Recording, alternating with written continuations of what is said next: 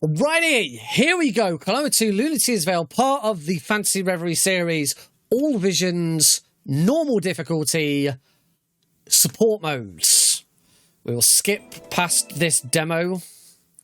New game. I'm going to save over my old PB of 120. That says 122, but my PB is actually 125 because that time there doesn't include the bonus levels. Overwrite this data. Normal difficulty. Yes. Time will start when I gain control of Klonoa in 3, 2, 1, go! Alrighty then, Klonoa 2 Lunacy's Veil, originally released on the PlayStation 2 back in 2001. I've been playing the game since I first obtained it in 2002. I've been speedrunning it for 10 years at least. It's probably longer than that now. But it's only in the last couple of years that I've sort of really seriously gotten into speedrunning. And the fact that this remaster was released back in July last year, an absolute godsend. It's breathed new, desperate new life into both this game and the first game. It's an absolute joy to play on PC now instead of on PS2. So yeah, I hope you enjoy this run. It's going to be fantastic. First of all, you may notice that I am going out of my way to get these things. These are Mommet doll pieces. So this is an all visions run. All visions mean we have to do 2 bonus visions that we wouldn't normally do in a any percent speed run. However, in order to unlock both of those extra visions, we have to collect all of the Mommet pieces, or Mommet doll pieces, from every level in the game. There are 16 levels and there are 6 Mommet doll pieces in every level. Collect all 6 pieces and you are awarded the Mommet doll for that level. Here is piece number 3. By collecting 6 Mommet dolls, you unlock the first bonus level, Chamber of Fun. By collecting all 16 Mommet dolls, you unlock the second bonus level, Chamber of Horrors. They are quite fun levels full of lots of platforming stuff. So, not only have we got to complete every level as quickly as possible, we also have to complete them whilst collecting every single Mommet doll piece. It's going to add a little bit of time. Some levels it'll add lots of time. Some levels it'll won't add a lot of time. Some levels they're a bit awkward because they're in these hidden eggs like that one there. So that's number 4. We've got 2 more in this level to go. We're going to go back inside here. This is a gem multiplier. Every gem that I now collect for the next few moments is going to be doubled. We'll grab this moo, because the next one is in there. Didn't quite make that Popka jump there, but we'll do another one to get up onto that ledge there. 2 to go. 1 to go, and the last one is in that egg. We'll use Popka to pop over to here and into the cannon. So let's talk about Popka. Popka is the support character, and normally he is controlled using the second controller. On the PC version, that means you do have to use 2 controllers. You can't use a keyboard and a controller. Keyboard and controller 1 are both classed as player 1, so you must have 2 controllers. However, using trickery of programs such as Rewazda, which is what I'm using, I'm able to rewrite my controller so that it thinks that it actually thinks that my controller is a keyboard, but a couple of buttons on it are is an extra controller instead. So I can do it all from 1 controller. It's much nicer than having to do it with 2 different controllers on the PS2 like I did for so many years. But I don't want to do that anymore because I don't want RSI to kick in. And here is level number 2, La Lakusha. A very fun, bright, vibrant level, and a really good display of just how pretty and gorgeous this game can look. We are going to have to go out of our way a little bit at the start here to get our first Mommet doll. So I'm going to drop down here. There's a hidden egg there. You have to go over the egg. Whoops, I slightly mistimed my Popka jump there, so I'm going to just hop up there. And go back this way. And move out of the first room. Grab this bouncy moo there. Most of the enemies in this game are called moos. There are some exceptions. Oops, didn't quite time that one right. There we go. Grab the next one. We're going to need one of these moves to break this block.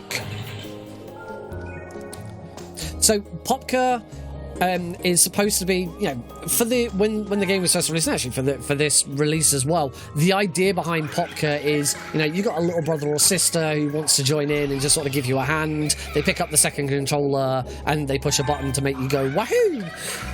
But with as a speedrunner, we can use Popka to our advantage and do some really funky stuff. We can ignore a bunch of puzzles. We can ignore a bunch of platforming. We can do some funky glitches. Those glitches won't really come into play till much later, but don't worry, they'll be there. And there's a couple of really, really good skips that we can do with Popka as well. Again, more towards the second half of the run. But we are going to see one very shortly. Quite a short, neat one. There's no... I'm not going up there. There's no Moment Doll up there. I can ignore that bit. So here, we can abuse the 2.5D nature of the game. I'm going to grab this moo.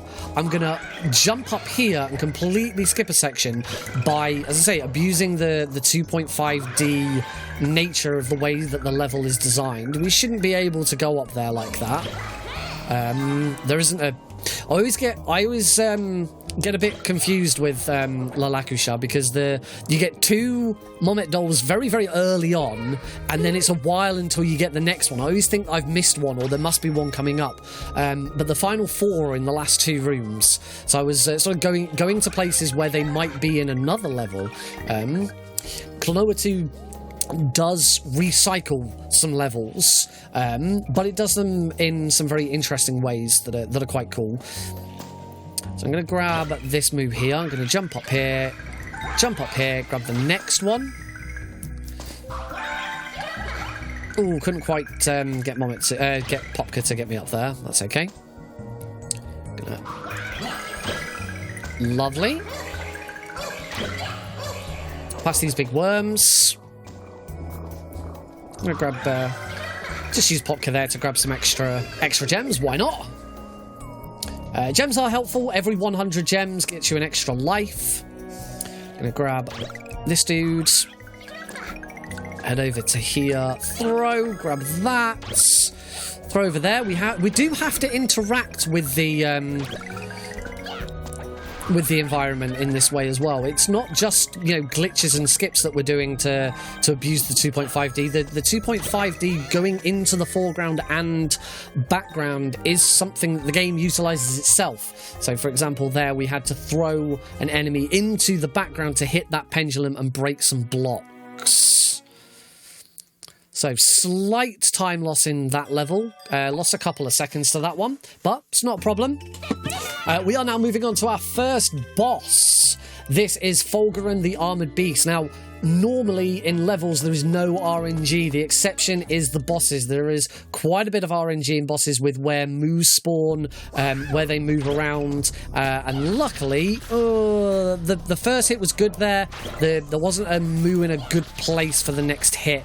They've spawned all the way over there, so it's a little bit of a slow phase one, but hopefully we can speed up here with this moo spawning straight. Oh, no, we cannot, because Fulgurine is not spawning very nicely.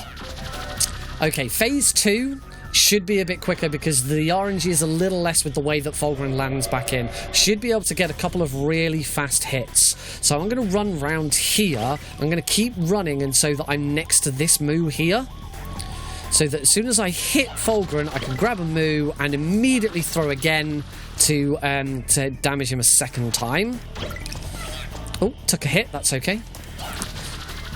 All right, we're nearly into the final section of this boss. One more hit. I'm going to stand over here so I've got plenty of time to grab a moo, get round to his butt, throw, and that is the first boss defeated. We are still just about in the green.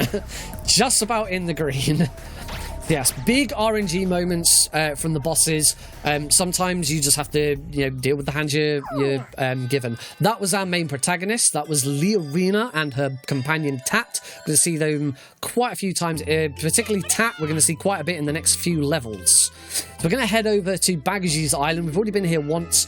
This isn't a level, it's just a cutscene. We visit here about 4 times, I think. And then then we stop visiting. But there's never a level here, just a cutscene to skip. You may notice that the IGT doesn't run when we're not playing the game. If we're in a cutscene or if we're on the world map, IGT pauses. We do run via IGT. I do like having an RTA on there as well, just to keep a track of how long we've been playing. So, we go into our first kingdom. This is the Kingdom of Joliant. Kingdom of fun, kingdom of fairgrounds and joy and laughter. Everyone here is just here to have a good time. Except Klonoa. Klonoa's not very happy because we got an element for a little orb, which they're important for plot devices. We got that from the bell that we rang after defeating that boss. And when we got here, Tat came and stole the element, and then Tat has an ability where he can split into two. So he's normally a white and purple cat. Ooh, I'm gonna have to retry. I missed that Mommet doll. So I was saying, Tat can split into two, so he's a white and purple cat, and he can split off into two halves, a white cat and a purple cat. So we're now chasing both of them. It's up to you which order you do the next two levels in. It doesn't matter which way you do them, though. Gotcha, there we go. It doesn't matter which order you do them in, you will always chase the wrong Tat. The one that's got the element is always the second one you chase down. This first level is called Jungle Slider. It is a slider level. We're on a board. We can't go backwards, which is why I had to restart the level to grab that Mommet doll. If you miss a Mommet doll in one of these, you don't want to keep going to the end of the level and then doing the level all over again. Immediately retry, start from the start, or take a death if you can. In that instance, I hadn't hit a checkpoint yet, so it wasn't worth taking a death. It was worth just restarting the level. So a slight time loss from that, but it's not going to be too much of a hindrance. There is numero dos on our Mommet doll collection. So normally in an any percent run, these levels, any slider levels, are just fun little romps. You get through them very quickly, and you don't really have to worry too much about them. They're not overly taxing. But when we now have the added collection of Mommet doll pieces into them, they become a little more tricky because there's no backtracking in them. So we do have to up our game a little bit, and clearly I didn't up my game enough in that opening room. Grab another checkpoint. So very important to get checkpoints here because we might want to use them. Be a big waterfall here. Do a little spin.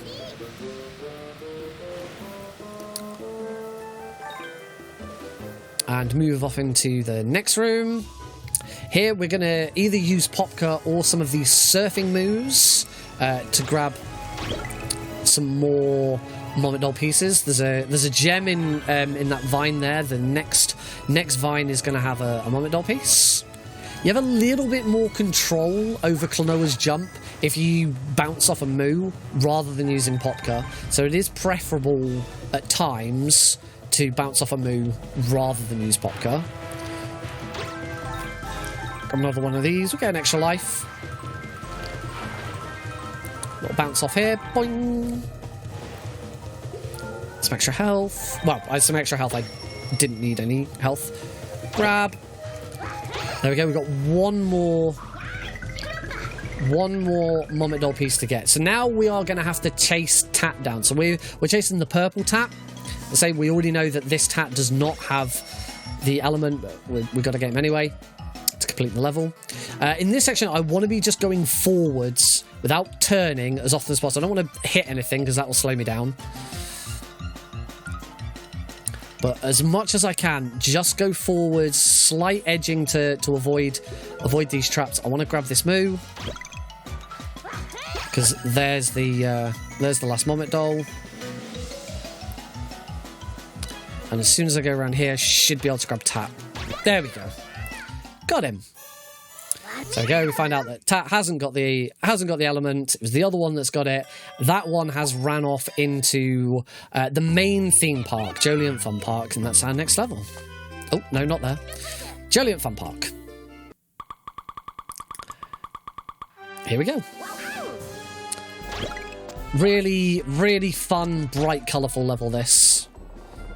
There's some. We're going to get introduced to. We've just been introduced to switches there. There's a few other mechanics that we're going to learn as well. We're going to be introduced to these helicopter enemies here. Going to grab him because our next doll is there. Need this moo. And this is a room we normally wouldn't visit in a speedrun, only because there's one Mommet doll piece in here. We don't have to go all the way around or anything. There's a fun little thing where you get moves and you can throw them at that guy that's on the ball and he'll jump to the other ball. It's just a bit of fun. But that was it. We were just in there to grab that one Mommet doll piece. We use Popka to get back up on top of here. Might as well grab these gems while we're here.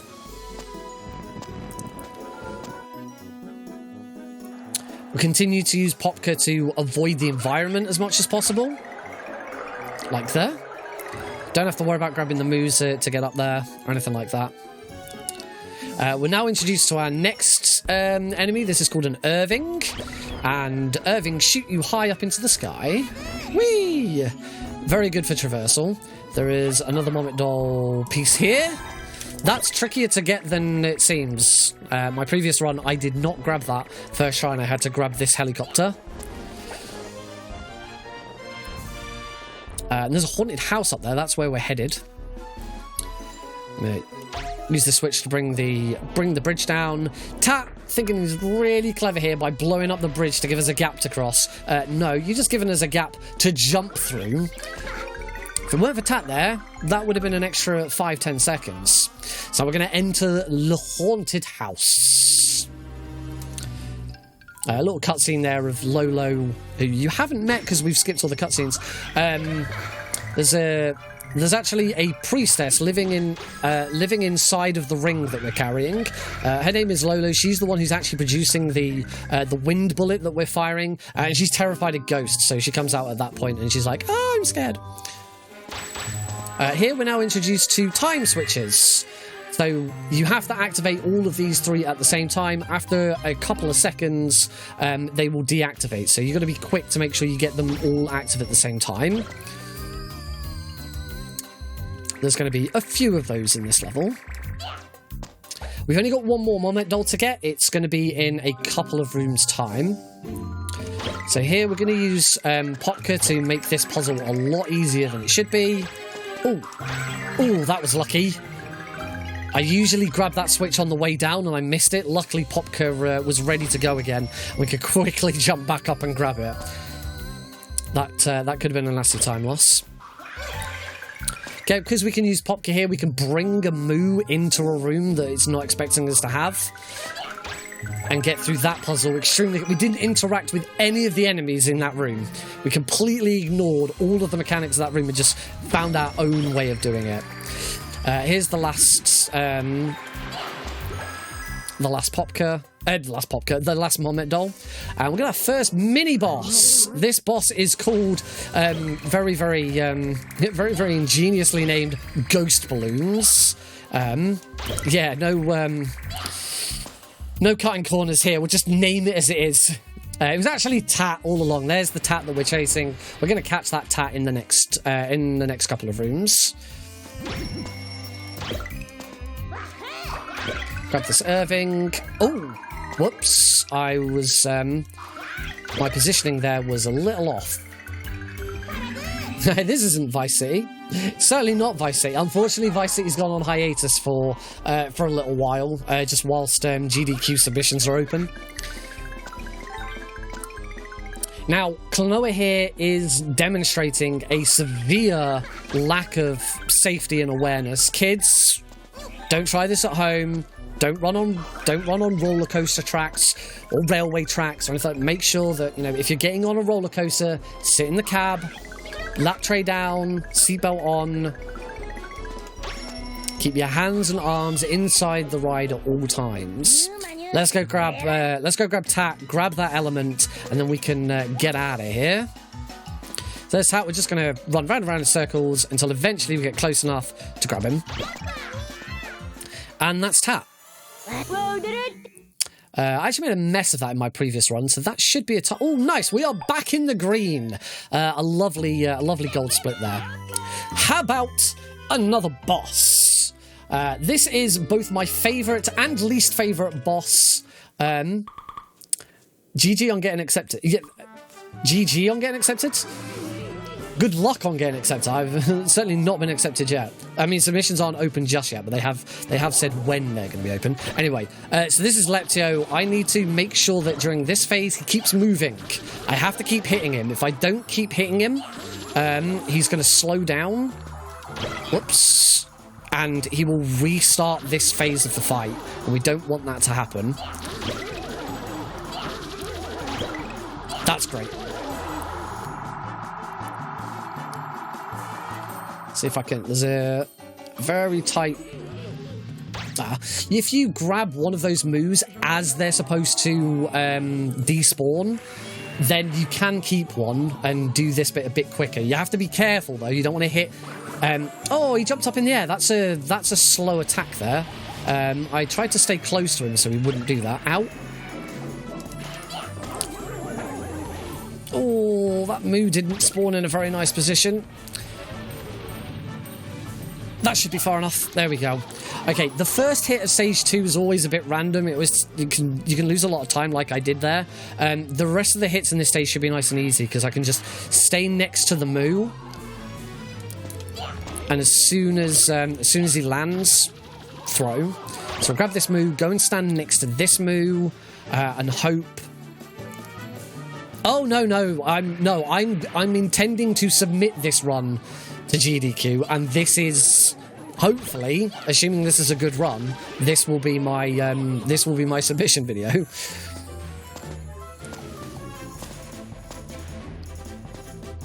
So that was Leptio. Say.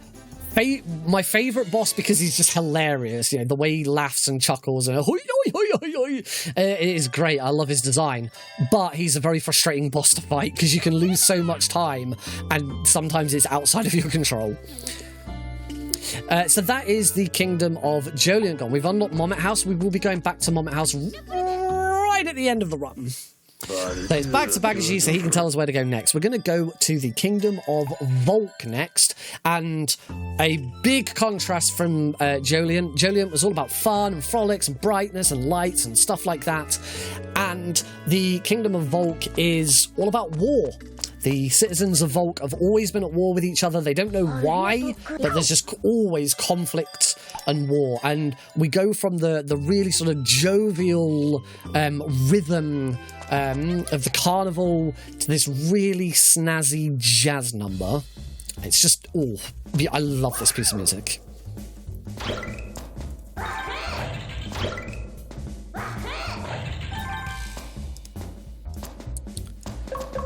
Clunk, clunk. Bum, ba-dum, ba-bum. Anyway, enough of me singing. You want to listen to the music. Right, we're going to go sliding down here. There's our first Mommet piece. That was a little awkward. I wasn't quite in the right position for anything there.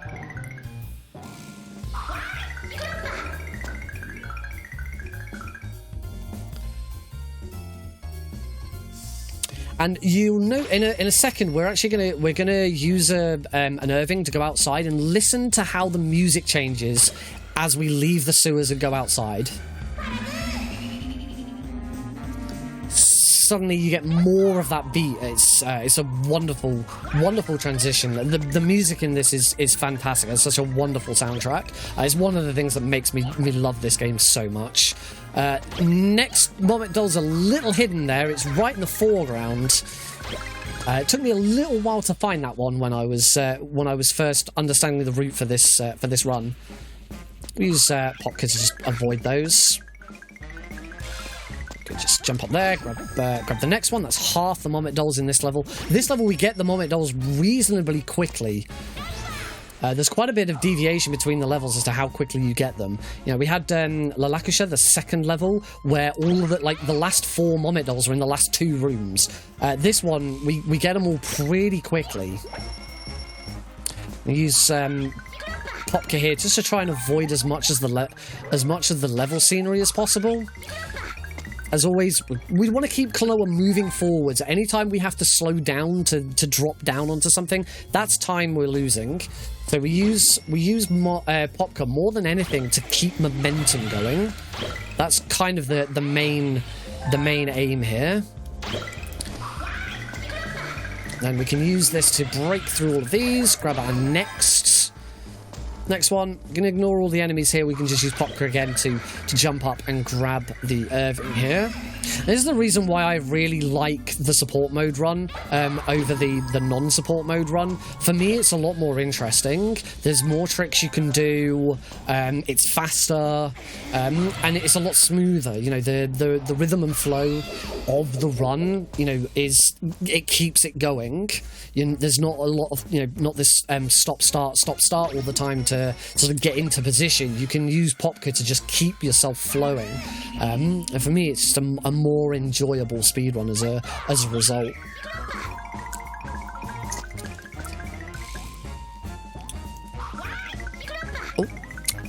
Oh, probably could have reached that jump pad without having to use the previous one. Be careful here. The next Moment Doll is there. That's all of them. Okay, we can use again use Popka to skip some of these jump pads, makes it a little bit quicker. And now that we've got all the Moment Dolls, we can just breeze through the rest of this level. There's still like 3 or 4 rooms left, so this is a really good example of a level where you get all the Moment Dolls out of the way nice and quickly, and then you're just free to just run it as though it's any %. So the rest of this should be a breeze. Use Popka there. I'm going to have to do a little wiggle there just to make sure that I land correctly.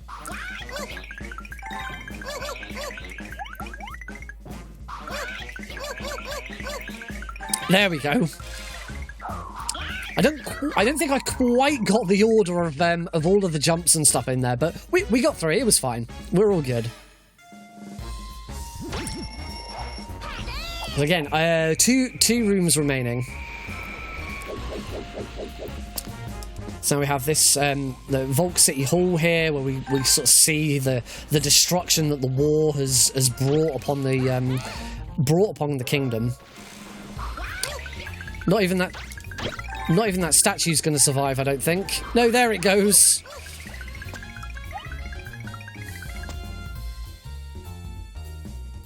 Unfortunately, we are going to have to say goodbye to this jazz number,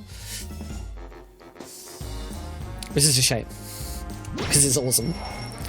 But all of the music in this game is awesome, so it doesn't matter. We're going to hear another banger in the next level. Up we go, and Klonoa has now learnt his lesson about running on roller coaster lines, and this time he's gonna land on the train instead. He's gonna just sort of do that into the train, but that's fine. Safer than landing on the tracks. I'm sure he won't go back and land on the tracks at any point. Another little time save there. That's good. We are about to go into the biggest time save of the run compared to my PB, Underground Factory, and this is where we start to get the glitches. We're going to see one very, very quickly. There's a trick called Super Bounce, which I haven't done on either of those. There are 2 jump inputs in this game, 2 different buttons allow Klonoa to jump. If you hit them both at the same time when on a trampoline, you do what we call a super bounce, and it looks like that. By using the super bounce, we can get over here and avoid the floor in that area and get to a lower level much quicker than we should do. That saved about 30 seconds. Also, it's meant that the 2 worms that are in there hadn't spawned, and we can still get the first moment. That's a really nice trick. It's really nice that trick is still doable in an All Visions run, because the first Moment Doll is after it. Grab that checkpoint just to be on the safe side. Here we're going to do a little bit of puzzle manipulation. These are called boomies, and they explode after a short amount of time. We're going to use the previous one to hit that switch. The next Moment Doll piece is up there. We're going to go up, grab it, drop back down and grab this boomie and wait for Popka. Use Popka to get back up, And now we're going to use this Boomy and Popka again to make sure we don't hit the floor, because by not hitting the floor, we've skipped a trigger that made a door spawn. The room that we just entered, there should have been a locked door. We'd have to go over to the other side of the room to collect a key, and then bring it back to unlock the door. But because we didn't touch the floor, and the trigger for that door spawning is that bit of floor, we completely stop that door from spawning. Really, really nice time save there. So here we do actually have a door and a key that we are going to have to do correctly. So here's the key. We'll just wait for this Boomy. There's two types of Boomies. There's the white Excite Boomy or the red normal Boomy. The red normal Boomies take a little bit longer to explode. The white Boomies explode very, very quickly. When I open the door, I'm going to use Popka to cancel the animation of Klonoa opening the door. Just a little bit quicker for him to get through. The next Mommet piece is here. There we go.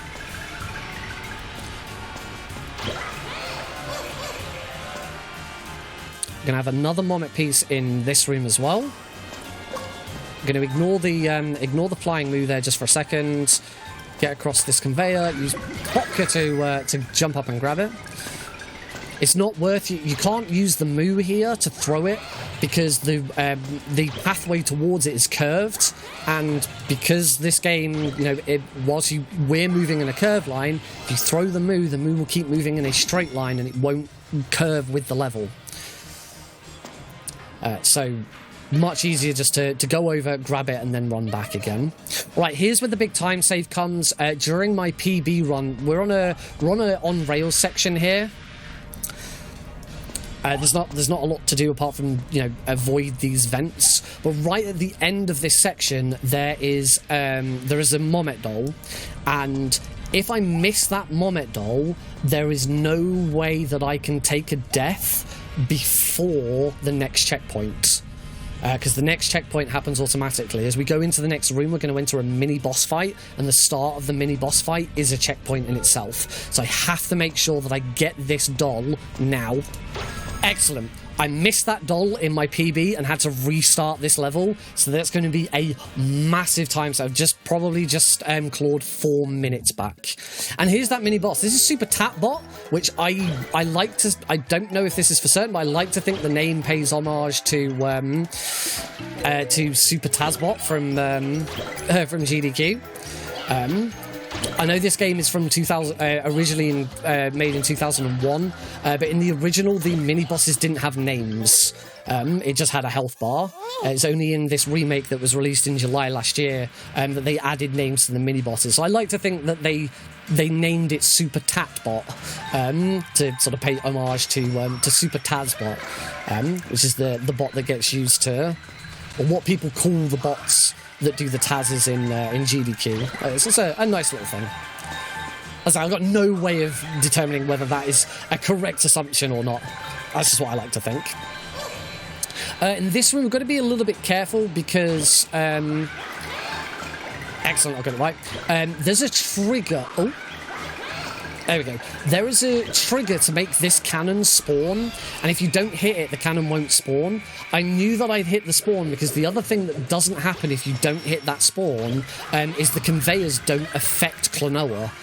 He will just run across the conveyor belts as though they're normal flooring. Go on, Big Moo. There we go. That's all of the Mommet dolls in this level. This is the final room, so this is quite a long room though. We're going to go backwards and forwards across this room a couple of times. The doors in the background there, that's where we're aiming to get to. If you don't hit the trigger, Klonoa won't be affected by the conveyor belt. So as soon as I got onto that conveyor belt and it was slowing Klonoa down, that's how I knew that it was that I'd done it right. Get into this cannon, and that's going to be the end of this level. So we should see a dramatic change in time here on Live Split. We should save, as I say, about 4 minutes, I think. Maybe less than 4 minutes. Yeah, 3 minutes 41. Nice, very nice, and a 1 minute PB on that level as well. Very good. All right, next boss. There we go. We've just collected 6 Mommet dolls. We've now unlocked the first bonus level, but we're not going to worry about that now. So this is the mobile tank Biscarsh. We have to get above it and throw enemies down on top of it to kill this one. So just use these bounce pads, get above it, rinse, repeat. Very, very simple, but does take a little bit of skill to make sure that you're throwing them at the right point. Phase 2, it's going to do something a little bit different. There is a really fast way of hitting it here, and I'm not going to try it because in my previous attempts I completely messed it up, and it's a big time loss if you continue to just keep getting it wrong. So I'm just going to play it safe here. Go over this way, grab this one, jump up in the air, and oh, I wanted to use that was silly. So yeah, if you miss it, you then have to wait for it to come back over here. But I can just do that. There we go. Slight time loss at the end there, but that's going to be a big time save over my PB because I completely messed that boss up in my last run. So again, we should see my time come down significantly again. Yeah, there we go. Another minute shaved. Really, really nice. Right, we're now going back to Volk City, or as it's called this time, Vulcan Inferno. So when the game recycles levels, it adds a sort of perk, a bonus, something a little bit weird and wacky that you wouldn't see in another level. Firstly, the whole place is on fire, as you can see. I wasn't sure if there was a moment piece up there, but there isn't. So firstly, yeah, everything's on fire. The reason for that is, the reason we went to the underground factory and the city in the first place is the area that we just fought the boss in. Leorina, our main antagonist, had a machine that she'd built to try and make one of her own rings. So we got this ring here that we're using to fire. Leorina was trying to make her own. So we shut down the power in the city so that machine would deactivate. Unfortunately, that machine, without enough power, is now going haywire and is going to explode unless we can switch the power back, at least some of the power back on. Hence why we're coming back into Volk City in order to go back to that area and switch the power back on. But it's not just that everything's on fire because the machine might explode and there's no power. There's something else that makes this level a little bit special. And we're going to learn what that is right now. Remember that boss that we just killed? Oh, wait. It's not dead. It's the mobile tank. It's still here. Run for your lives! The mobile tank's laser here is an instant death. Gotta make sure I don't fall behind. Now, again, because we've got Popka, we can move at a much faster rate than the game expects us to. So we're never going to be in any danger of taking damage here. Just quickly hop over there. This is a scripted... the tank catching up there is scripted. It almost always happens. I did have one case earlier this week where it didn't happen, and it was really weird, because then I just had no tank following me. So we're going to escape it. We're going to go down into the sewers. Phew! I'm sure we won't see him again.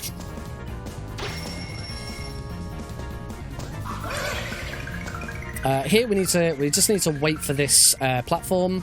You can try and avoid it by just dropping down and taking a load of damage, but it's very punishing if you get it wrong. It's a bit tight. I'd rather get a decent time in without having to rely on it. Just going to use Popka there to get over there quicker. Yep. Little cannon.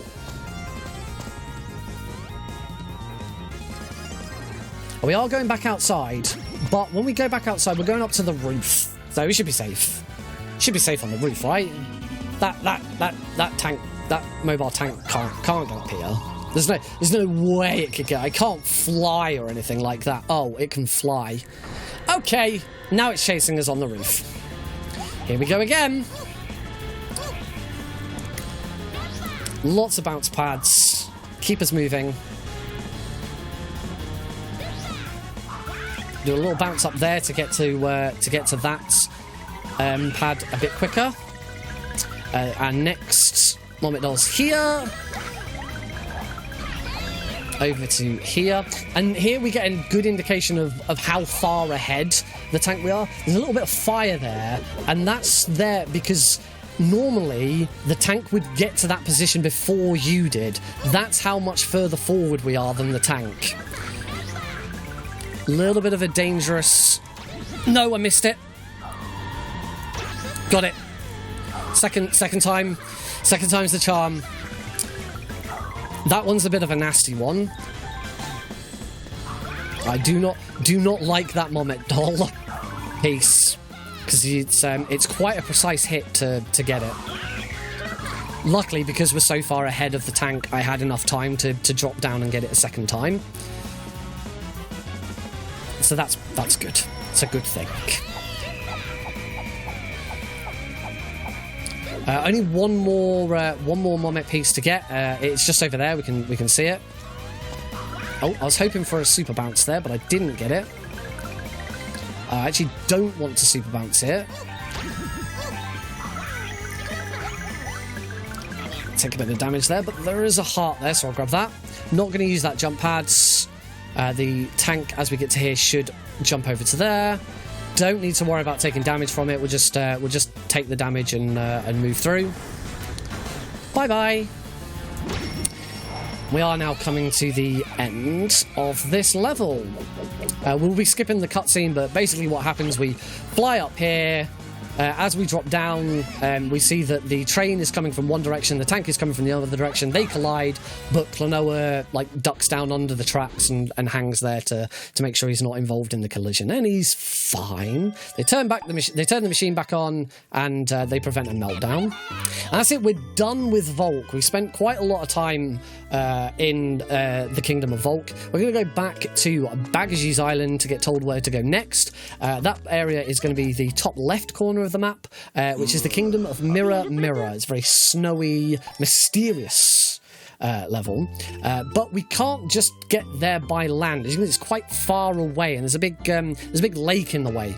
So we're going to hitch a ride on Ishra's Ark. This level has one of my favourite skips in the entire game. Thankfully, it is a skip that's still doable even in all visions.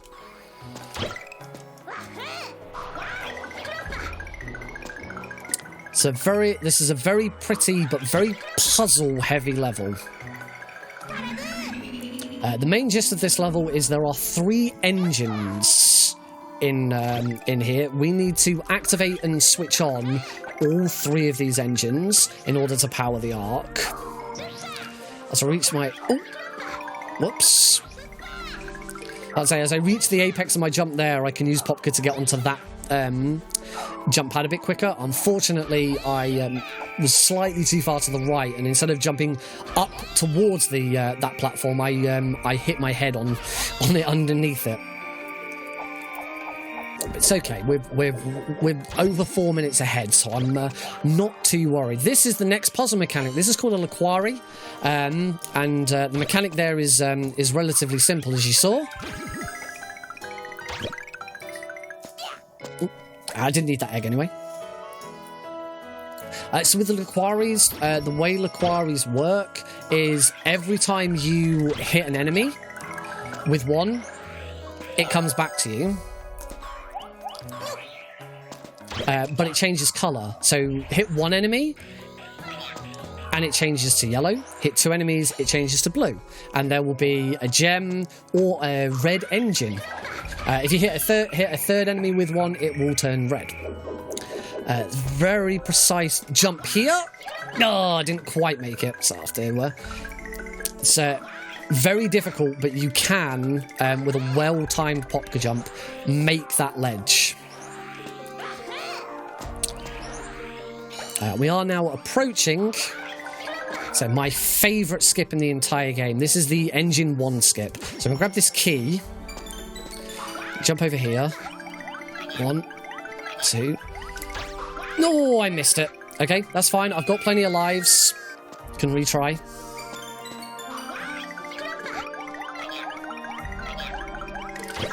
There we go. No! Thought I had it.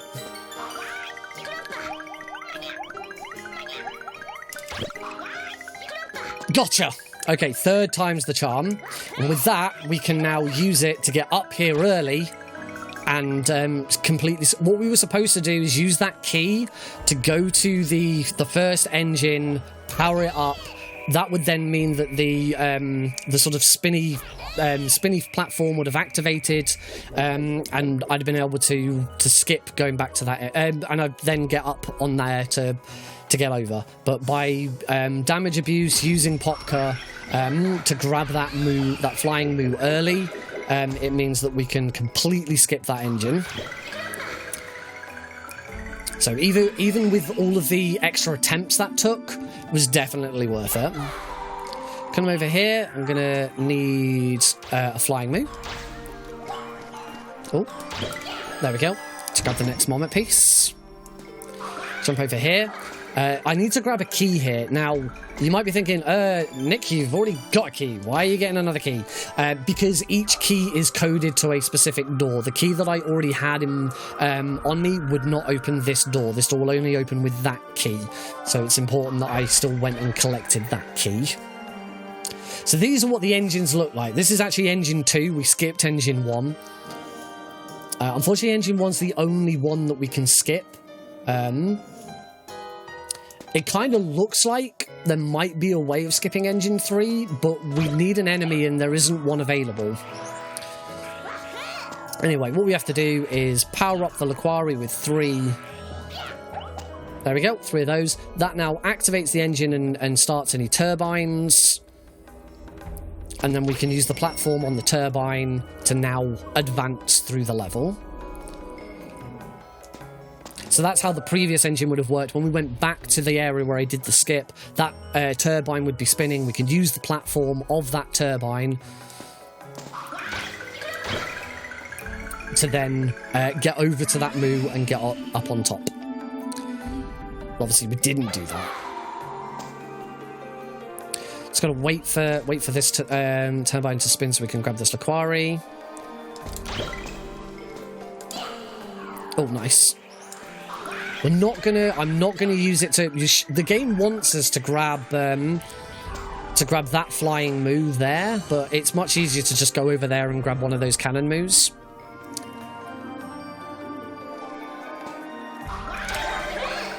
Got to be careful in that section of banging your head on the ceiling. You can immediately lose you all momentum. Here we can use Popka and that boomy to get straight up to here. And now we're going to go... Oh, we're going to go right and not fall off the edge there.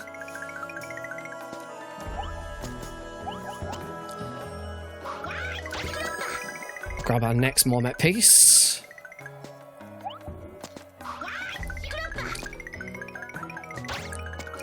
Don't need that boomy. So now we're going to make our way through to engine 3. We're going to do a sort of a lap of this area. There is the next Marmet piece. We've got one more to go.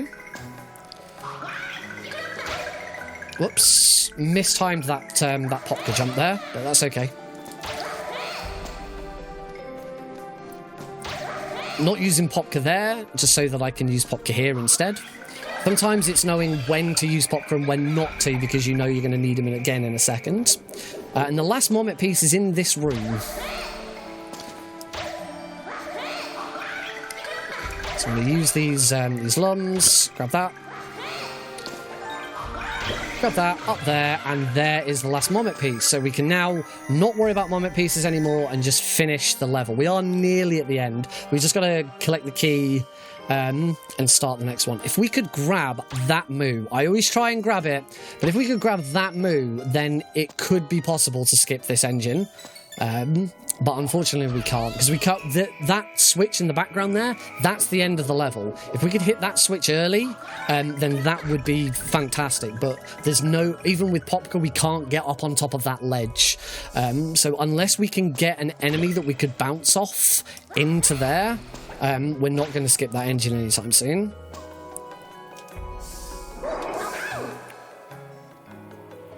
Right, engine 3, same puzzle. We're going to use Laquari, turn it red, throw it into the engine. That'll activate the turbine, and then we can use the turbine to get to the top. Off you go, Klonoa. Here's the Laquari. Throw. Bounce off that one. Throw the flying moo. And into the engine. Okay, turbine has started, and we can now use that turbine to get up to the top, activate the final switch, and all 3 engines will be powered. Even though we didn't actually power one of the engines, hitting the switch was the trigger that we needed. It didn't matter that we didn't actually power it, otherwise that skip would be useless. So now we're just going to go back through this. Luckily, the game does recognise we're going through here a second time. So because the engine is now active, it also means that all of the swings and stuff in here are now moving.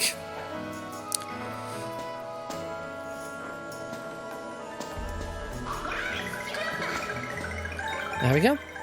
Only made a slight difference in that room, but it was a difference nonetheless. And now that moo is actually available for us to grab. Not that we need it, because we've got Popka. I can throw it at the switch to activate the switch slightly quicker. But it looks like that's another gold split. And it is another 3 seconds saved. Excellent. Okay, next up, we've got our next slider level. We haven't done a slider level in a while. This one's the best one. It's got the best piece of music. The music is called the Wahoo Stomp. I'm just going to let you enjoy it, whilst I focus on grabbing Mommet pieces.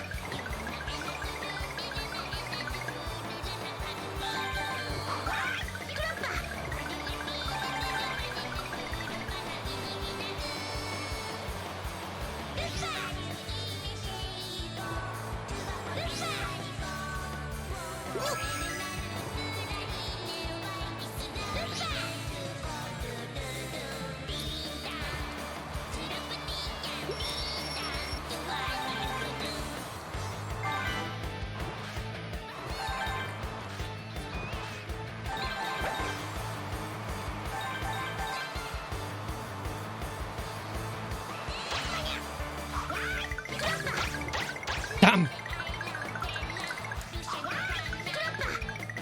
Unfortunately, I missed one, so I have to...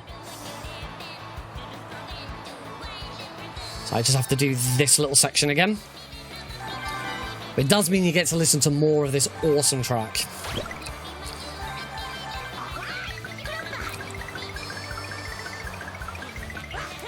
There we go.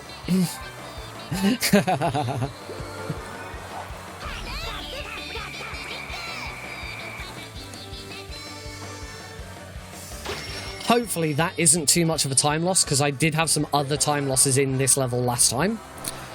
There's a cannon up there which takes us to a slight deviation. Luckily, we don't need to do it. There's no Mommet piece up there. The last 2 Mommet pieces are in the final room, which is the next room.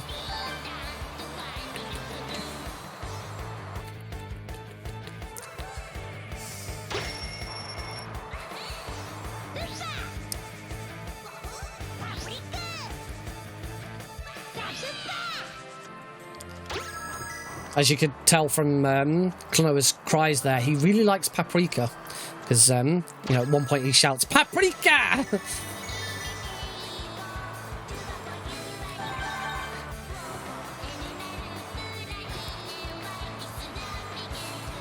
And that's it. That's the end of the best piece of music in the game. Okay, not a best segment, but still a time save over the previous attempt, because I had a couple of deaths the previous time. So the pacing in this game is fantastic, because we've gone from a really sort of high action, high octane snowboarding level to really mysterious, moody, just adorable level. This is the Maze of Memories. It has a wonderful piece of music for it. We're going to see a little bit more of it than we normally would, because this is all visions.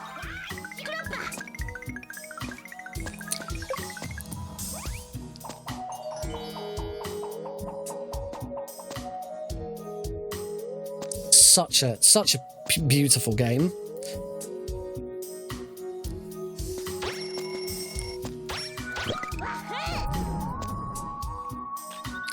Ping. Right, so we've got a few Mommet dolls coming up in these rooms here. So I'm going to ignore that Erbil for a second. I'm going to bounce up there, grab the first one. I'm going to grab the Erbil. Next, I'm going to use the Erbil to grab that one. Grab the checkpoint just in case and go back inside. Because now we need to take this top route, which we don't actually need the Erbil for, because we can't go through it. Can't go through that door with it. I'm going to play this safe because I keep messing this bit up. Oh, I still messed it up. I need to keep this Erbil. There we go. There we go. That's the Mommet doll we were going for. We can now go through here. It'll take us back out to this side. I've got to be a bit careful because I'm only on... I need to do this in one hit. There we go. So yeah, we just completely ignore the enemy there. Take a hit. And there's the next Mommet piece. We've only been in this level less than 2 minutes, and already we've got most of the Mommet pieces. Really nice trick here. For some reason, this Laquari ignores the floor. Oh, whoops. I forgot to jump before I used Popka there. Oh, well. Do it again. Yeah, for some reason, the Laquari there, it completely ignores the floor, and you can get through that. We've completely ignored a really tricky puzzle there. It's, again, one of the perks of the support mode run.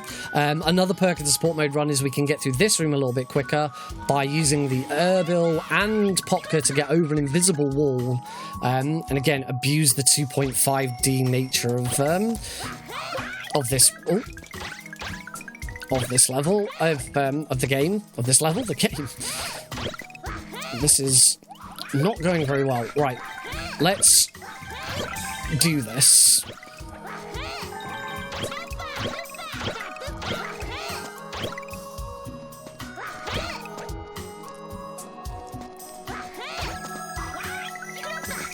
There we go, so that's... Oh, this has been a little bit slow. I gotta admit that wasn't too slick, but I got there in the end. Getting the Mommet doll in that is slow. It doesn't matter which way around you do it. You've either got to take your time getting to it with a moo, so that you can then use Popka to keep going, or use Popka to get to it and then wait for Popka to recharge so that you can get away from it again. So getting that Mommet piece always looks really slow, but there's not really much you can do to speed it up. But the rest of that could have been a bit smoother. We're still massively ahead of time here, so I'm not too worried. Final puzzle here. This is a really cool puzzle, which, again, we use Popka to kind of get through it a little bit quicker. We can get that boomy at any time. We shouldn't really be able to get that boomy at any time. What we're going to do here is throw the boomy at that block, leave the room. If you leave a room whilst a boomy is waiting to explode, it will just explode. It's much quicker to do that. And then have the boomy explode and go back in. The other advantage of doing that, of course, is whilst we're in a load transition, when we're moving between rooms, the IGT pauses during the load, so we're not even losing time because the IGT isn't ticking as we exit the room and then enter back in. So I now need to charge this Laquari twice. Got to make sure that once I've thrown the Laquari at an enemy. So here's how we skip a big portion of this puzzle. We can get up to this boomy whilst holding on to the Laquari. Yeah, really important that once you've hit the enemy, you don't leave the room till the Laquari is back in your hand. If the Laquari is not back in your hand when you leave the room, then it will pop as it tries to go through the door. So an important one to get right. Right, we're going to our next boss, and this is an exclusive slider boss. We will be doing this boss on our snowboard. It's a really cool boss. It's called Palonte the Hatchling, although recently me and the community have come to call it KFC, which stands for Klonoa Fast Chicken, because it's a bird. It's not actually a chicken, but Klonoa Fast Chicken sounds pretty cool. Phase 1's really slow. We're going to just repeatedly do this. We'll get the speed boosts here. We shouldn't take any damage. If we take damage, we'll slow down again. So I just need to make sure that I grab all the speed boosts, I don't get hit, and we just hit it enough times. 3 times, we'll finish the first phase. Second phase is significantly faster, but there is a really important bit at the end to make sure that it's done very quickly. And in the splits that I'm up against, I got it right. So here's hoping. Oh, I managed. That was close. That was very tight. To be honest, I should have used Popka to just jump over it.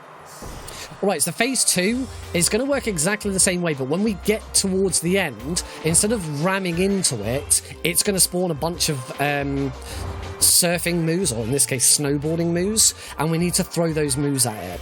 There are enough moves to kill Palonte in one hit, so if I can get every single one of them and land them all.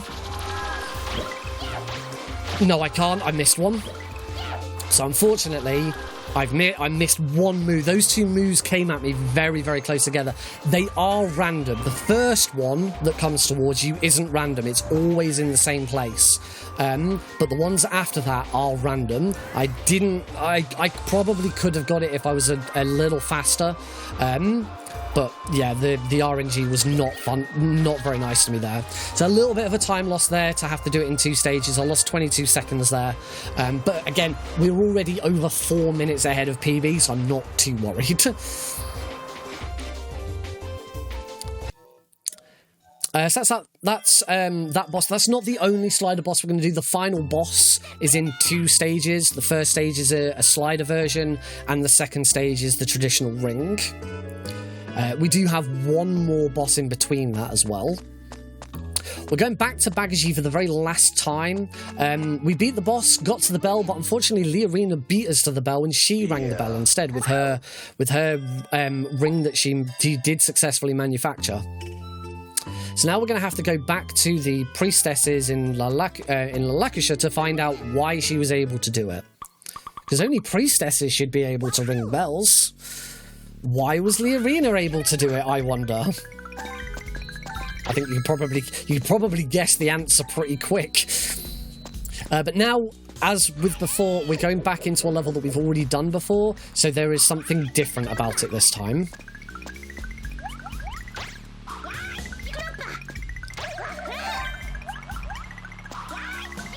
Oh, I didn't quite grab one. That's a shame.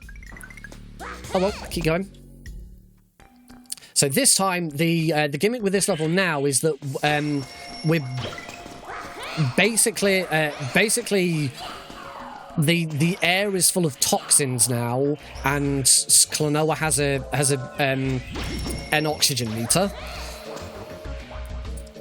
We will never be in any danger of running out of air. Hey, super bounce.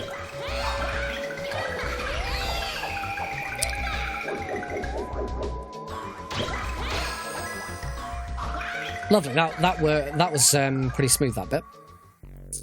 Outside, we're not affected. It's only while we're inside and in the caves that we're affected. We refill our oxygen meter by either coming outside or by going to one of those statues, the glowing statues.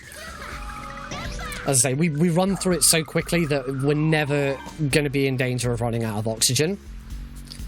All right, back inside.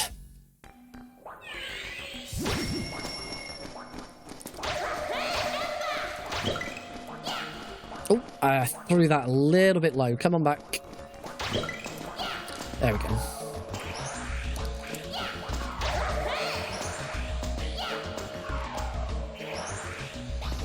Be careful with that. You've got to be careful throwing that one across there, because it's very easy to miss that gem.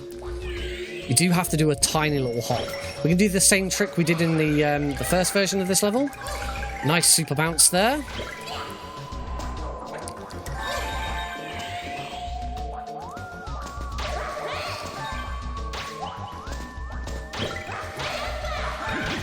There we go.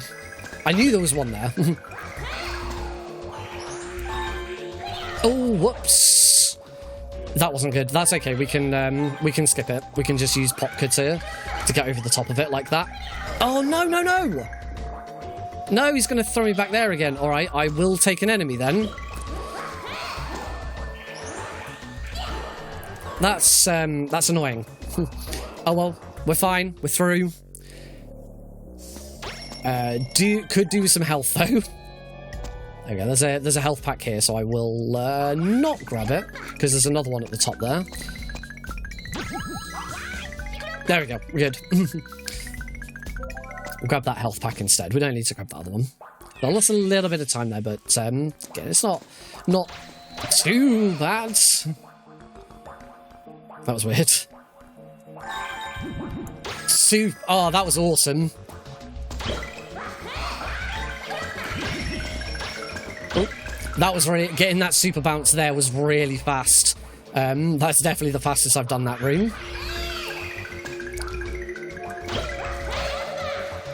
Wonderful. We got one more... We've only got one more... Moment doll to get in here. We can already see it. It's on the other side of this room.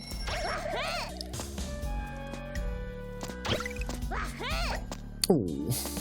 Oh, I went for a super bounce there. Never super bounce on these trampolines. You will clip through the ceiling, and you'll have to go backwards back into the previous room. But okay, that was okay. Again, slight time loss because of a little bit of an error in there, but some of that was really clean. There we go. Leorina has now got all of the elements herself. She's gonna cause some havoc with those. So we better go and stop her. So we're going to go back to the very first level, the Sea of Tears, but this time it's now all dark. It's really dark, so it's called the Dark Sea of Tears. The gimmick with this level is you get these little dudes with the halos around them, and those little dudes with the halos around them. Oh, I'm gonna have to wait for the egg to come back. There we go. They produce light for you, and you have to keep hitting them to make sure you recharge your light, because eventually, if it gets too dark, there's like these evil dark rays that will come and hurt you. So you have to make sure that you've got some nice light. There's a really cool skip here where we can get across a broken bridge a lot quicker. Unfortunately, because this is all visions, we have to come down here to grab a Moment Doll, so we don't get to use that skip. It's one of the only sort of big skips that you normally do in an any % run that you don't get to do in all visions. Whoops. Let's try that again. There we go.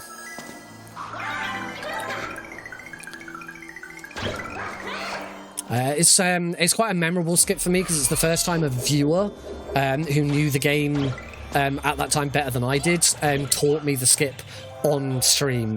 Guy named Axel. Shout outs to him. I do think I want to get that. Dipper, dipper, dipper, dipper. So you should be able to start seeing these sort of dark, really dark blue. Whoops. Let's grab that one. These dark blue orbs just sort of start creeping towards me on occasion. The further I go through the run without hitting one of the there we go. So those blue orbs that were behind me, that's what we're trying to avoid me getting hit by. Still on track with all the Mommet dolls, so that's good. Obviously, because we want to keep on track with them all. So a little wiggle there to get up on top of that platform. Next room. Gonna deliberately take some damage there. Here, I'm gonna get that checkpoint, and we're gonna do a death warp. Unfortunately, we have to grab some health there, which is annoying. But this I'm gonna death warp here.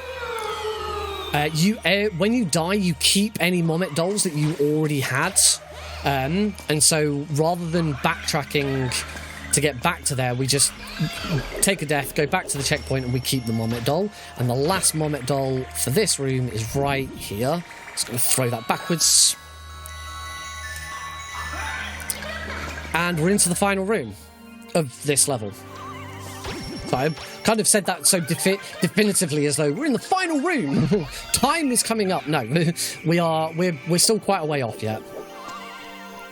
Don't need to grab. Oh.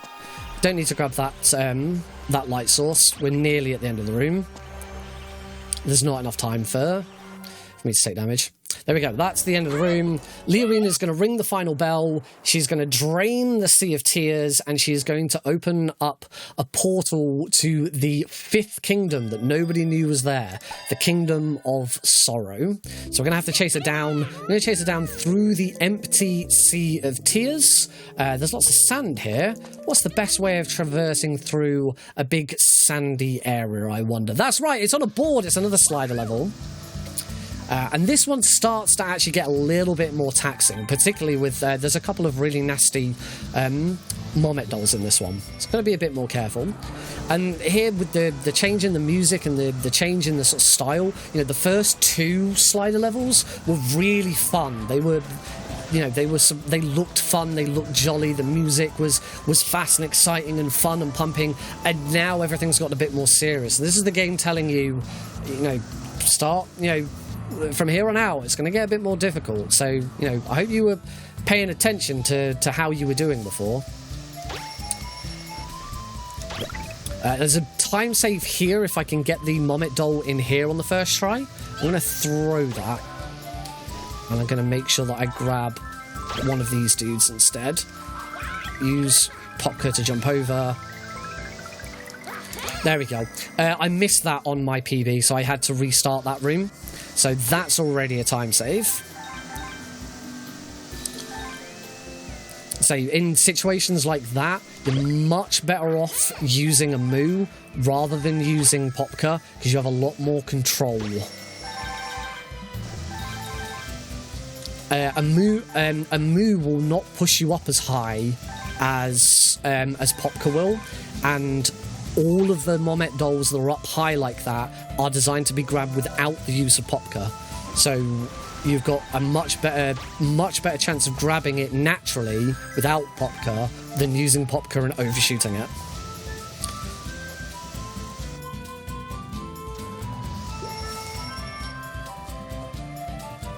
Another one that we need to keep a sharp eye out for here. It's going to be a few...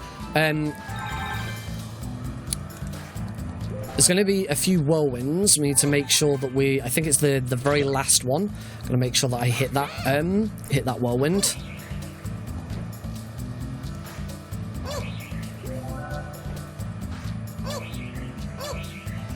There we go.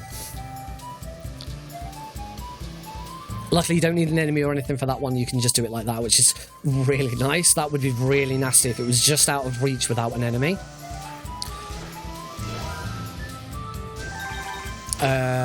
This is the final room. This isn't the last slider level. There is one more slider level. In fact, the very last normal level before the final boss is a slider level. Once we've done it, we'll then do the 2 bonus levels. But this will be that'll be the end of the normal levels. So that's every Mommet doll. Again, we are well on track for getting them all. We'll just take the damage from that one.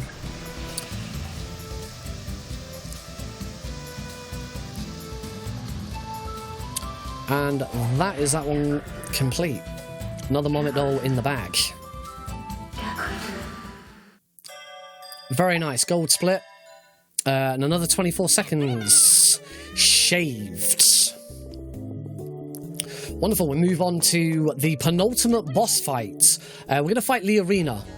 Okay, now, I want you to be careful here, because that's Leorina in her normal form, and now this is Leorina in her boss form.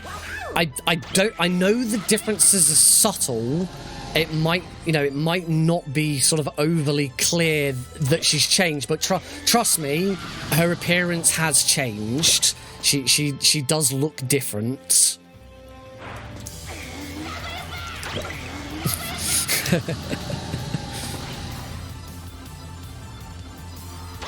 I'm going to wait for it to jump. Unfortunately, this isn't quite as fast as my PB.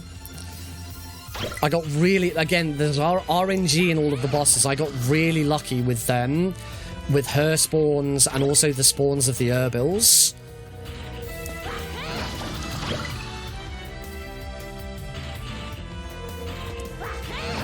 There we go, now going to phase 2.5. Same as the first phase, but instead of being white, she turns black, so she knows she's more evil. She's a bit more aggressive. Her jumps are a lot higher.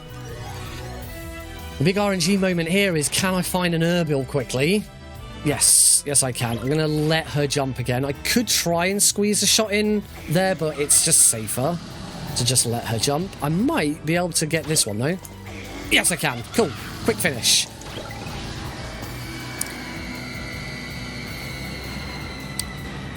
Phase 1 was slower than previously, but Phase 2 was much, much quicker.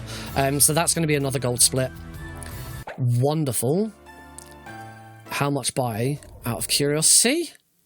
Another 3 seconds. Wonderful. Really good buy. So if only I could have a Phase 1 and Phase 2 that match up well. Right, back to the Ark. So when we first came to the Ark, we were setting it off, we were powering the engines. This time we're going to shut it down.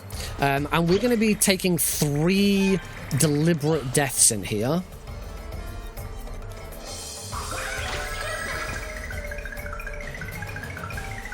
Whoops. I now need to also come up here, because the next... There we go. Got that one. So already got the two dolls in here. There's 2 dolls in every engine section, so we've already got the first 2. So we're going to grab this key, because we're going to use that key to get through the door downstairs. We can't completely skip the engines like we did in the first one. What we're going to try and do is we're going to try and skip the backtrack. So first thing I'm going to do, I'm going to take damage deliberately so that I'm down to 1 health. And what I'm going to be trying to do is I need to throw a boomy into the engine. What I want to do is throw a boomy into the engine and then take a death before the checkpoint, before a checkpoint is triggered. I will... No! Oh, that's a bad time loss. That's right back to the start of the level. That was really not good. Oh dear. Now, luckily, I don't have to get... I do have to go back and get the key again. I don't have to get the...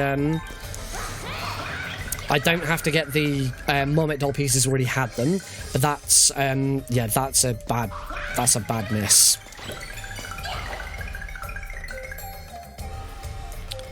That's going to cost me. That's going to cost me about a minute, I think, maybe more. I'll just take the one. I'll just take the one hit there.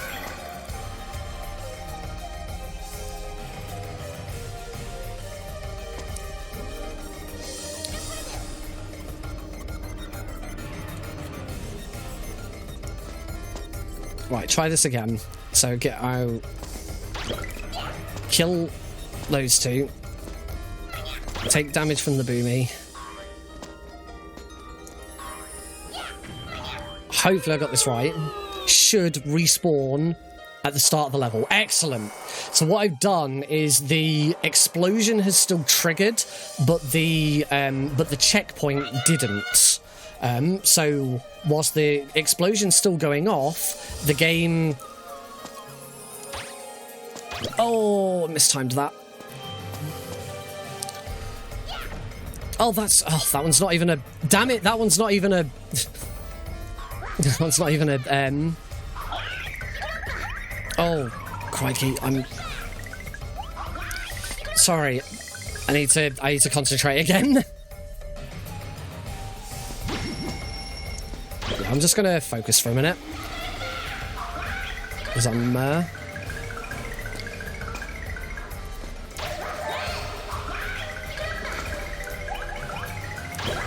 There we go. Okay. So now we're going into Engine 2. So, as I said, because I died before it registered a checkpoint at that engine, it took me back to the previous checkpoint. There we go, got that one.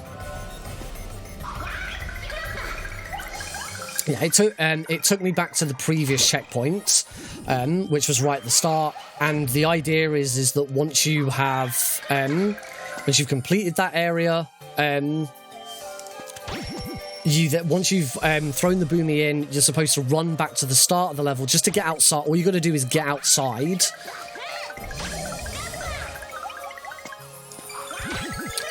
Yeah, all you got to do is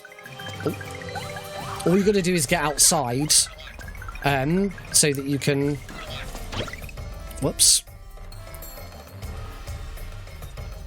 So that you can, so that the explosion can happen and you're not in the way of it. I'm already on 1 health, which is what I want to be on. Because we're going to do the same again. Now, Engine 2 is the most difficult. I do rarely get Engine 2. If I'm too slow, the checkpoint will trigger in here and I will respawn in here, and you can't retry it. Once you've done it once, that's it. So, I'm going to wait for that spiker to start coming back up. Oh, that was good. No, it was too slow. Just too slow, unfortunately. Now, my PB, I got Engine 1 and 3, I didn't get Engine 2. So as far as that bit is concerned, we're on track. Obviously, I had that really big error at the start of this this level, so that's going to cost me some time. It just means I could really do with getting Engine 3 right. Getting Engine 2 right would have knocked some of that time back. But thankfully, the journey to the exit from Engine 2 is probably the shortest of the 3. It's not too bad. So it's not...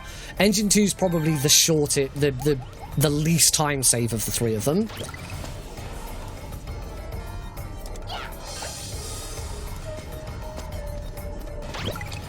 This is an on-rail section. There's not a lot. There's not a lot going on here. We're just hitting whatever these like pieces of fruit thing are. I don't know what they are. They're a bit weird.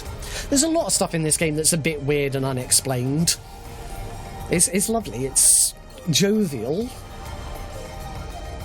So just walking backwards and forwards. Tap Tat and Leorina are flying the plane. Leorina has realised that she's been corrupted by evil and darkness, and she wants to change her ways, so she's now helping us. All it took was turning into a giant insect monster to make her realise that what she was doing was wrong. In her defence, she's been manipulated by the actual main antagonist of this game.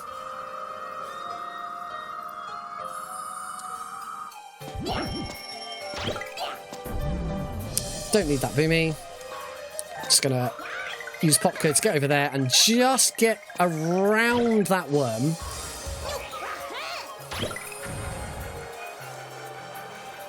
Up we go. Moving into the final engine, and we have still got two more. I've still got two more. Let's go for wait for Popka here. Two more Momet dolls to grab. We are nearly done with this Result Revisit. This is the longest level in the game, mind you. Get that checkpoint just in case, because that bit can be a bit nasty. I have only got one heart. Now, having only one heart isn't as scary as it might seem. I have also started running the hard difficulty for any percent. I'm not doing hard all visions. I'm doing hard any percent as well. And on hard, you only have one hit point at all times. One hit point and you start with one life. Oh, that was nice. I've never done that trick before. Oh, whoops. Well, it's a good job there was a checkpoint here. I'm not going to get that trick again, clearly. That's a shame. That's the first time I'd ever managed to get that trick right. Oh. I need to use Popka here. There we go. It's a very, very tight window to hit that correctly. But that is now all of the... that is now all of the Momet dolls. We can just worry about getting the level finished.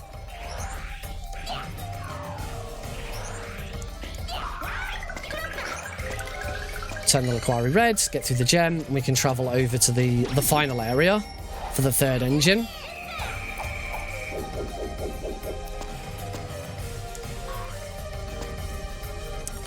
Can I get the... Yeah, you got it that time. Right here, I'm going to do a very specific throw. Got it right, nice. If you throw a boomy across a room, after a certain distance, it will explode. And so the trick with blowing up that block quickly like that is that you throw it so that it explodes before it hits the block. Because if it hit the block, then it would just stop at the block. It wouldn't explode. So it explodes just before it hits the block, but the explosion does hit the block and triggers the block to be destroyed. Really nice little optimization there. Final engine. We got one more chance for an engine skip. I say to not lose, because we're already losing time now. I really could do with getting this one right, because my PB has this one correct. I do need to take some damage. So 1, 2.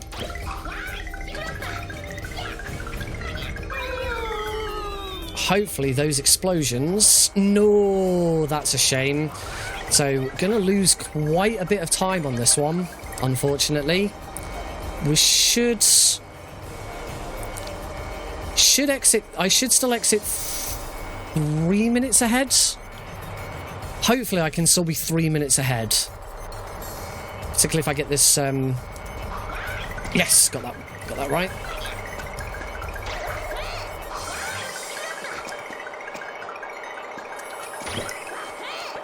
Yes, 3 minutes and 7 seconds still ahead. Phew. So 1 minute 21 lost for that level. It's really harsh. Those engine skips are very precise. you do not have a very large window to get it right. So I got 1 out of 3, which is, I take what I can. This is the final traditional side-scrolling level, the Kingdom of Sorrow, the second longest level in the game. Lots of puzzles, a fair bit of platforming as well. Kind of really does test your mettle, make sure you've been doing everything that you were, you were concentrating throughout the game. It's a very somber level because it's the Kingdom of Sorrow. This is the final kingdom, and this kingdom has been hidden away. And basically, the world has kind of forgotten about sorrow. It's forgotten to be sad, and this game teaches you that it is okay to be sad sometimes. Sometimes you need to be sad. We are only human after all. Grab this Moo. We're going to completely ignore the intended method of completing that puzzle by using Popka. Another big test of how many times can you use Popka to ignore the game's mechanics.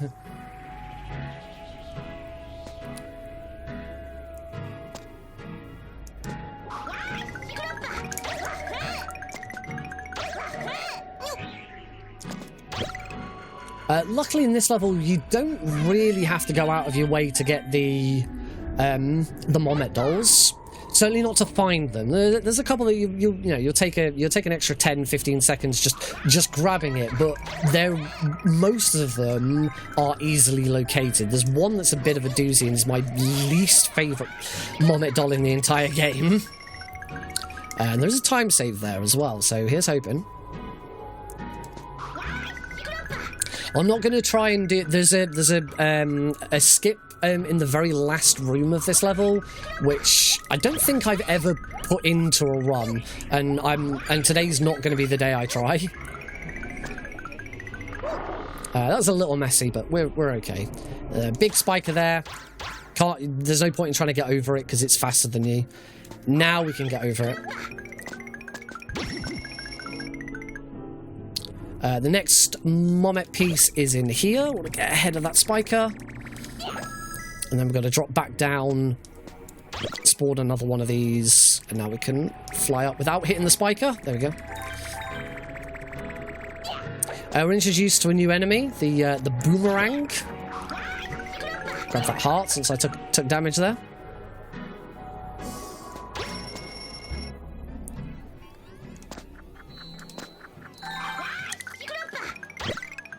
That isn't actually a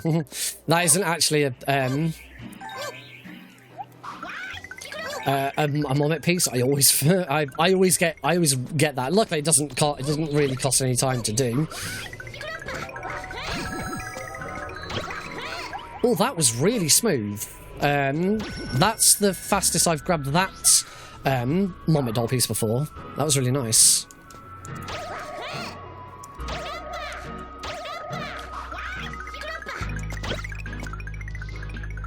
This is looking good so far, but we're now going to come across some really annoying Laquari puzzles. And in my PB, I got this one right first try. This one's just kind of about your dexterity. Oh, that was... I was not intending to get that. I'm just going to play this safe. They slow down every 1.5 rotations. This one's now going to rotate and slow down here. Safer to just wait, because if I miss it, then I've got to do all of the shots all over again.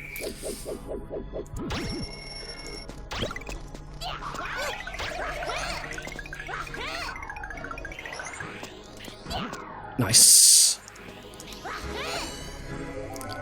That's good. We've got one more of these. These are really dumb little puzzles. Although, got to be careful. I have died on this one before.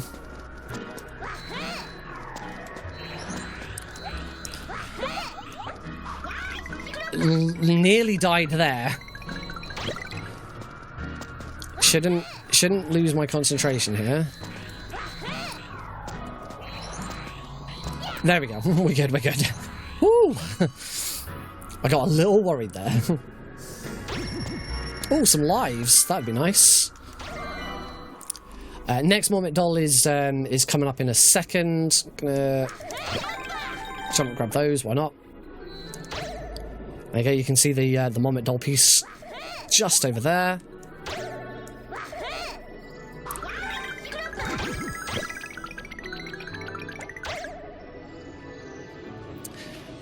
And now we can just ride this lum towards the end of the room.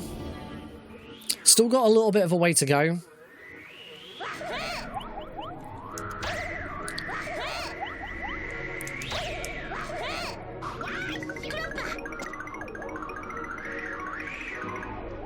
I'm just trying to remember where the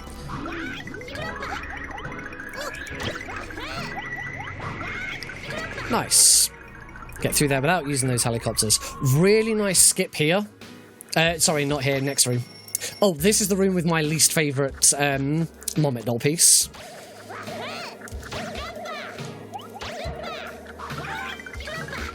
It is in that egg.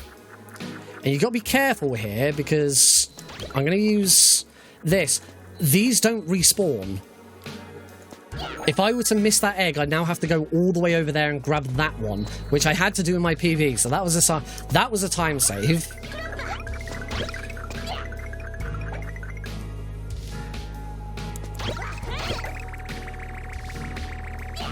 It is possible to use Popka to reach this Irving, but it's really, really tight. And just getting it wrong once is way slower than just doing it the proper way. And it doesn't save you that much time. Like, saves you a second, maybe a second and a half. We're now introduced to the gold gliders. Here's the cool trick. So I'm gotta get my timing right. 1, 2, 3. Oh, I accidentally put Popka away. Never mind, we're not going to do that trick. That's a shame, because it's a really cool trick. There's a set of lums higher up, and we can use Popka to... The set of lums that we're about to come up to here, we can use Popka to get to them a lot quicker. Unfortunately, I just fat-fingered my controller and put Popka away when I tried to use him. Oh, it's not a huge time loss. Popka over that. Ignore all of that. We've only got one more. Mommet doll to get, and it's here. This one's a little slow. We can't get to it by going left. We have to go all the way round. Got to be careful that I don't hit any of these spikers. But now we can exit quicker. That's it. That's all. We've got one more level with Mommet dolls to get. This is the last room of the run. There is a skip here where you can level wrap. You sort of get above the entrance of this room and wrap around to the other side of the level. However, it is very precise. I've never put it into a run. I've practiced it and got it in practice, but it's an extremely precise trick. And again, just getting it wrong once will lose you a huge bunch of time. So it's not worth doing. Not at this stage where I'm just, I want to get a good, clean run in that, if I get world record, that'd be nice. We'll see. I don't know. I actually don't know if I'm on any sort of pace for world record yet, but we'll see. So I lost a little bit of time in there due to not getting that skip. But there is still some time save available, particularly in the 2 chambers to the 2 bonus levels. So this is the last level that we're going to need to get Mommet dolls in. This is the final slider level as well. It's called the Forgotten Path, and this one does up the difficulty level a little bit. Extra life is nice. And we do also have a death warp in here, right at the end. The very last Mommet doll is going to be a death warp. Here's the first one. There's a neat little trick we can do here. It doesn't really save any time, but we can ignore this jump pad coming up. By using Popka, we can hit the trigger for for Klonoa to just glide down here. I do think it's slightly quicker, but only by a short amount. It just means you don't jump as high up into the air. Grab this moo, because our next Mommet piece is there. We're going to go into a big cylindrical room next, and there's 2 Mommet pieces in here.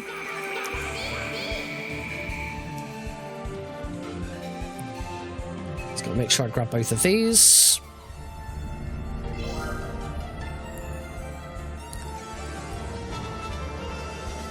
Whee! Grab. And there's a little further down. The thing I've never really mentioned during any of these slider levels, you want to be holding either up or right, or whichever direction Klonoa is moving in. You want to hold that direction, because Klonoa will go slightly faster. You also want to try and go in a straight line as often as possible, because Klonoa goes slightly faster if he's just doing a straight line. 2 more Mommet dolls to get. This is the final room. This is a very short level. But towards the end it does get a little tricky, because these, as you can see, these platforms are rather thin and windy. So again, it's another example of the game saying to you, we know you had lots of fun in the previous slider levels, but you were, making sure you were paying attention and actually, using some skill in them, because you're going to need some skill in this one.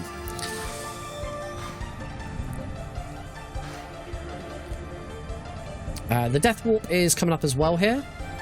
So we're going to grab that checkpoint. We're now going to take the additional path here. The exit's to the right. Instead, we're going to use this additional path to go and get the last Mommet piece. As soon as we've grabbed it, we're going to take a death by falling off the edge. That will immediately return us to that checkpoint with the Mommet doll still intact. And that Mommet piece is right here. There we go. Immediately take a death. Back at the checkpoint, and we can take the right fork instead.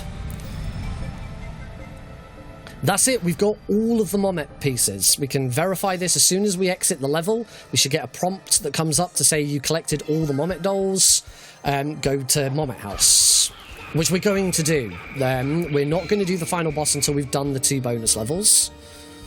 I think that was a gold split. It was by half a second. There's not much to that one. So as I say, you should now get the prompt. Collected all Mommet dolls, go to the Mommet House. So we're now going to go back to the Mommet House and do the 2 bonus levels that we're going to unlock.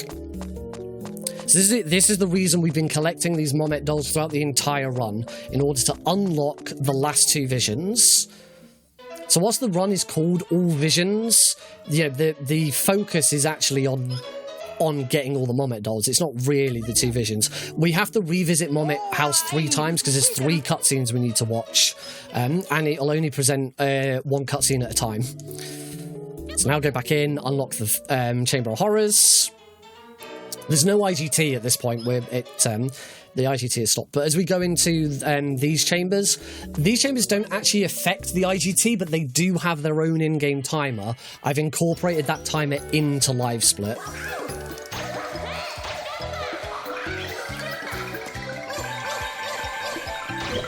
So I'm gonna concentrate for this, because there's quite a bit of time saving both of these chambers. I've done a fair bit of practice before this run. Whoops! Oh, that's not good. Oh, there is health coming up.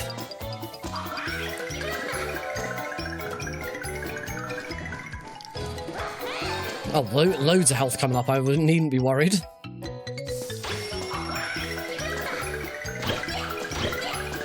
Throw 2 of those. Going to use Hotka to skip the first set of that.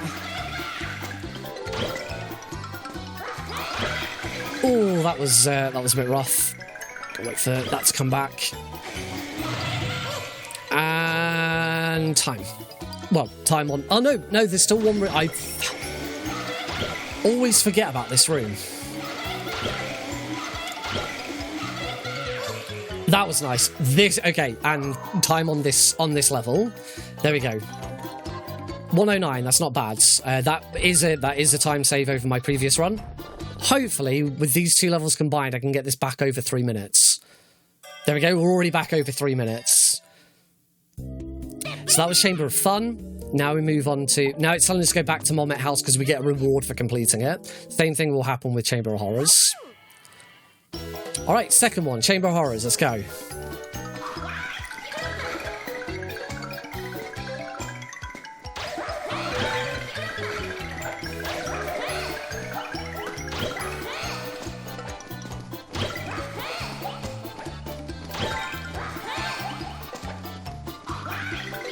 There we go.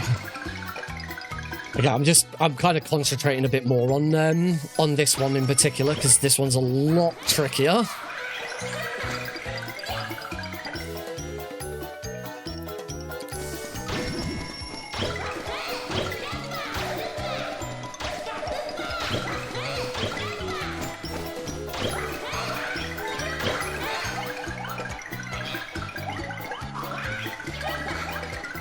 Careful here, I'm low on health. No! That was dumb. That was really dumb. I should have just waited.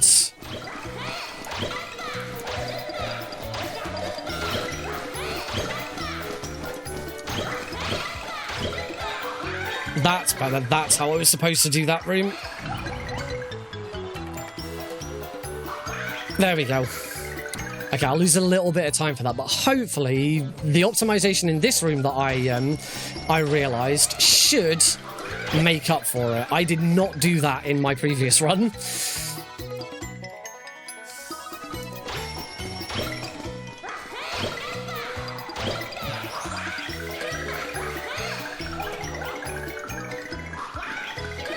That was better.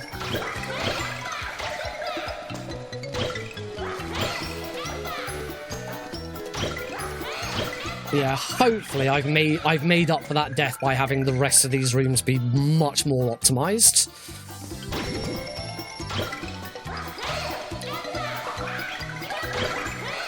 Go on! Yes, we're through. I can't remember if it... No, this isn't the... No, this is the final room.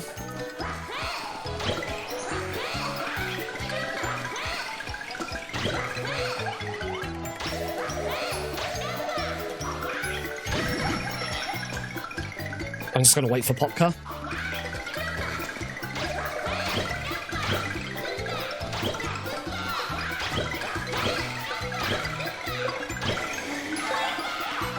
Okay, we're good. We're through. It's a slight time loss from the previous one. We're back under 3 minutes. That death was too costly. I'm waiting for Popka. But okay, we're through. We're through. Final level. So we've done both bonus levels. We now have to travel all the way back to the King of Sorrow. There's no time loss for going all the way back because the IGT isn't ticking during the world map. But we now final boss. There's quite a significant time save on this final boss. I think I took a death. So we can definitely get this back to 3 minutes over. And yeah, looking at my times now, 120 is 120 really should be on the cards at some point for this run. But this has been good. You know, a couple of mistakes, but you know, most speedruns have some mistakes in them. This is not the King of Sorrow. I think. I don't know. Nobody knows. The game doesn't explain what this thing is, and I am not getting some very nice RNG here. I've not hit him yet. There we go, finally, hit him. Got to be careful because if I don't hit him enough times here... If I don't hit him enough times here, we will go into like a... Oh, I'm on 1 health. Shouldn't be too much of a problem. I'm used to running this on hard.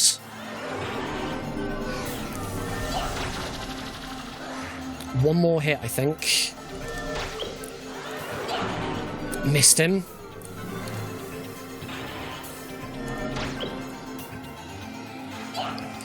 No.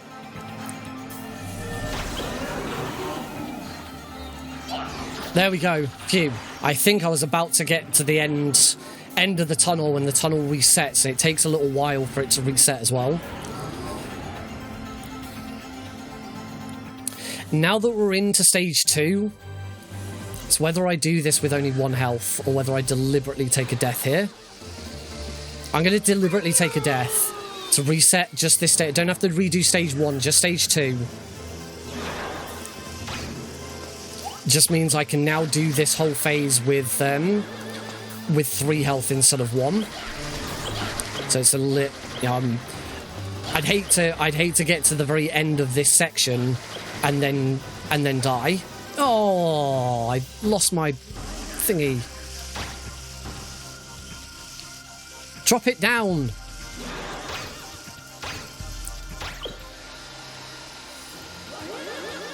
Oh.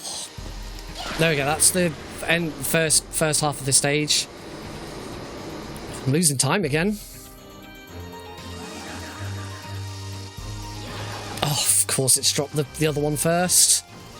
Again, RNG has not been on my side a lot in this run.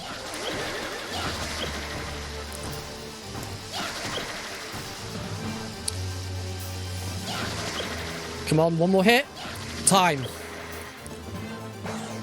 1:22:31.96. My new PB.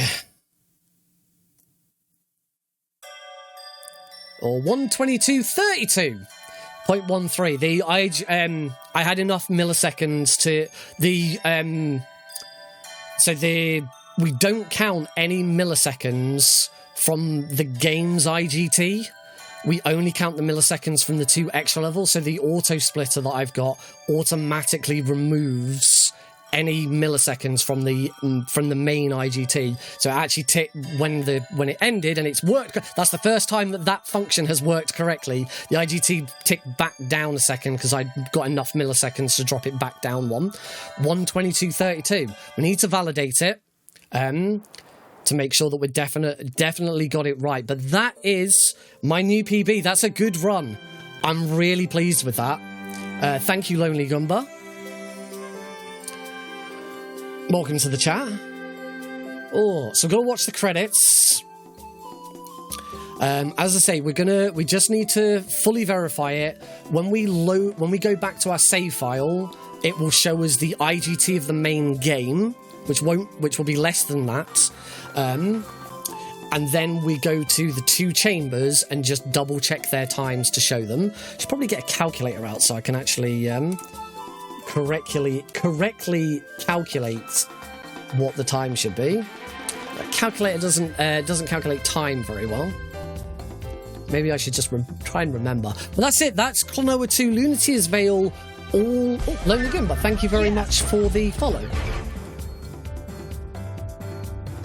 The Lonely Gumba, are you who I think you are? I'm sure there's a really famous YouTuber called the Lonely Gumba or something Gumba. I will have to investigate that later. But anyway, that's Klonoa 2, Lunacy's Veil, all visions on normal. I have no intention at the moment of doing this run on hard. I will do any percent on hard, but this run on hard would be a nightmare. It'd be very, very difficult. But hopefully, this is going to be my... I'm finally going to actually submit this category to speedrun.com, and this will act as my submission video for this category for GDQ. So thank you to everyone who's watched it whilst I've been live on Twitch. Thank you if you're watching the VOD on YouTube. Thank you very much for watching. I hope you've enjoyed it. Please go check out the Klonoa Speedrun Discord. You can find links to it down in the description below, and also if you head to speedrun.com, search for Klonoa, you'll find it there.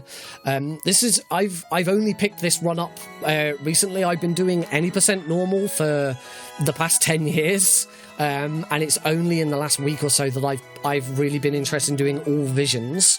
It's a really nice addition to the run. It gives you a little bit more exploration, gives you a little bit more to do, and you get 2 really fun bonus levels out of it as well. So I'm really pleased at the progress that I've made just with this run. Also, I've just noticed I did manage to bring my time down by over 3 minutes in the end. That was really good. Clawed some of that time back at the end. Fantastic. I actually don't know where this sits on the leaderboards. Currently, there's only one run on the leaderboard, and that is by Neil Legends, who has been in the chat recently. It's been cool hanging out with him. So I'm just going to have a quick look and actually see where this lands.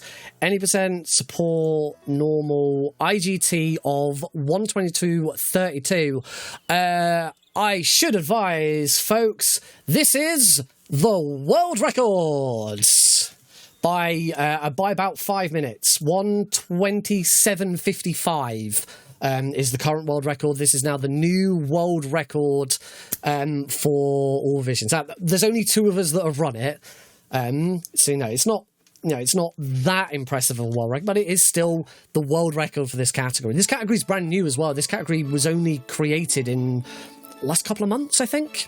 So there's our clear time, 1 hour and 19 minutes dead on. So we now need to go into the game. So remember, 1:19. And now we add on these 2, including milliseconds. So 1:19. Let's count the milliseconds first and see if they add up to over a second, which they do. So we need to add on a second. So 1:19. I was 1:19 dead on. So 1:21.22. We'll add on the second.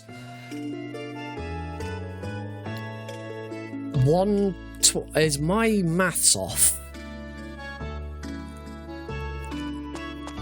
I think my was 1:19 dead on. 1:21. Oh yeah, my maths is off.